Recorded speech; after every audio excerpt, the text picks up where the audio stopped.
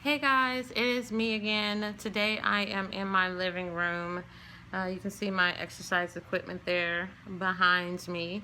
And I'm coming to you in my living room instead of my office that we spent so much time painting, simply because it is covered in boxes. My child is leaving this weekend. My oldest daughter, who you don't probably get to hear about quite often because she wasn't living here, my oldest daughter is also in college. She was here for a week. And so I had two children, two sets of college dorm boxes in the house, and I'm just ready to start cleaning because it's going to be a lot. Anyway, just wanted to give you the current update. Number one, as far as the mental health minute is concerned, everything looks good. So we're going to start actually filming, and I say we, like there's 30 of me. I'm going to start filming the mental health minutes segments next weekend. Obviously, after my child has left the nest, I will have plenty more time and space to actually accommodate videos. The office will be empty, it won't be full of boxes and other random and miscellaneous items. It'll be available for my use specifically as an office. I am also right now getting ready to be a part of a podcast, and I will give you guys more information and details on that in the weeks to come. I'm very excited. I do get to talk about my book. My book is called Be Anxious for Nothing, if you guys have not heard about that. And Be Anxious for Nothing, the complete and total title is Be Anxious for Nothing, Bridging the Gap Between Anxiety, Depression, and the Church. And I think there is a large gap between those knowledge bases, and I think that we need to really bring that together because God has designed in His church a body that is supposed to be edifying one another, lifting each other up, and that's the exact framework that you need for positive mental health interactions. So with that being said, just to be clear on the Mental Health Minute, it is not a bash against the modern day church. It is really a look at how we can effectively, as a church, address and tackle mental health on a realistic level, because a lot of times regular day-to-day anxieties are lumped in with anxiety disorder, and depression is lumped in with clinical depression, and they're not all the same. Sometimes you need more than just prayer and a good conversation. Sometimes you need to actively take care of your mental health. There needs to be a daily and consistent focus in your life. The great news about that is that managing and monitoring your daily health is the exact same process as you would take to manage and monitor your physical health and your emotional health. And there are really great scriptures to support all of the things that we'll be talking about in the Mental Health Minute. I will be adding those scriptures in during the process, which brings me to the next piece. So we'll be doing actual scripting.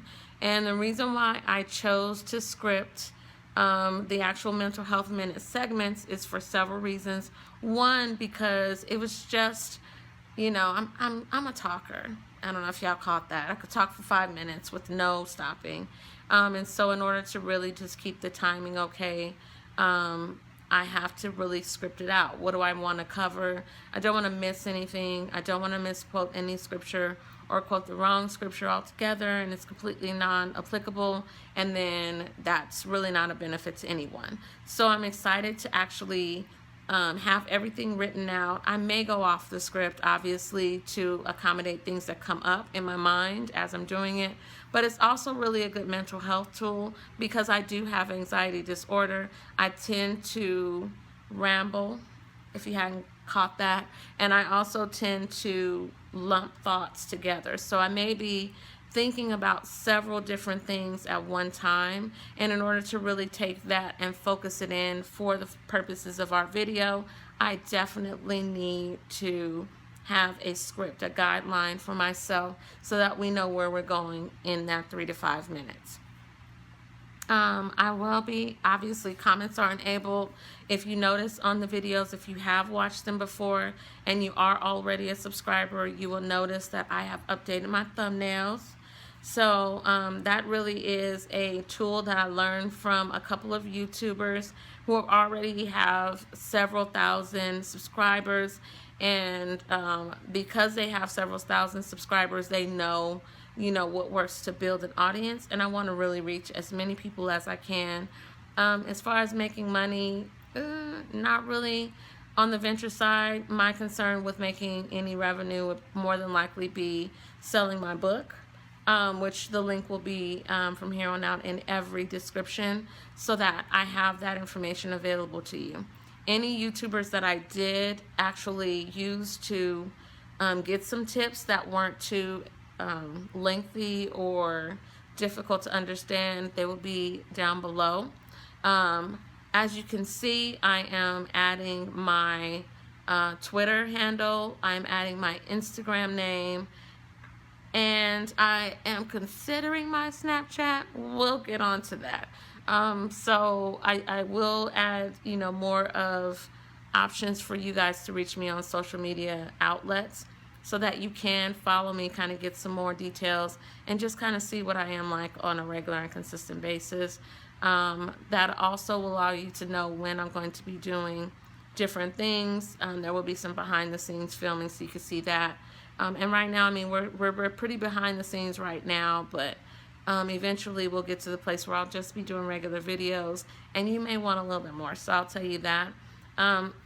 Every video that is coming up is going to be really good. I think it has a lot of really great content.